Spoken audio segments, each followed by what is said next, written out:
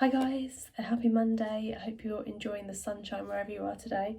I thought I'd pop on today and have a chat about auctions. I've been asked a few times recently about auctions, how auctions work and all that sort of stuff, so I thought I'd just jump on and have a chat about it for a moment. So first things first, yes, we do auctions. We're really comfortable with auctions. What you need to be good at with auction purchases, in my opinion, is communication, and just be really clear on whose responsibility different things are, and that is something that Jackie really excels at. So you're in a really safe pair of hands with her for auctions. We completed one last week actually with a couple of days to spare, and it was very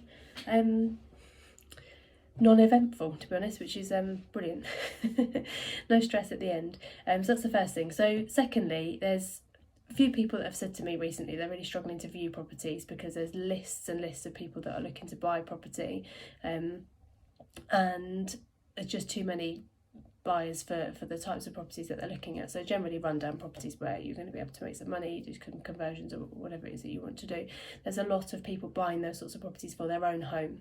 So whereas usually that's not necessarily your competition, where people are working from home more, they've been able to save some more money over the last year, which haven't been able to do anything, they've got money to be able to do that sort of stuff. So there is more competition in the market.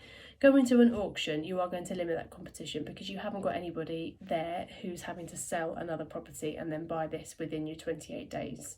It's not going to work. So you are limiting your competition, and you are going to get some first time buyers there, I'm sure, but it will be more limited.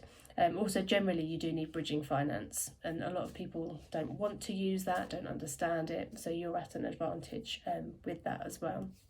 So good place to look. So normally you go to a traditional auction, either in the room pre-COVID or now it's all online, but you bid, you exchange on the day of the auction, and then you have 21 working days to complete on that purchase. So yes, you generally need bridging finance for that. There is another way that you can purchase property through auctions, and that's called a modern method of auction. So it works slightly differently. You have a bit more time. So you've got 56 days from the date that your solicitor receives the pack from the auction house, which is normally a few days after the auction. And you need to exchange by that date. You don't necessarily need to complete by that date. So it is a little bit more longer, drawn out process. It does mean that you've got a few more options in terms of how you want to fund that.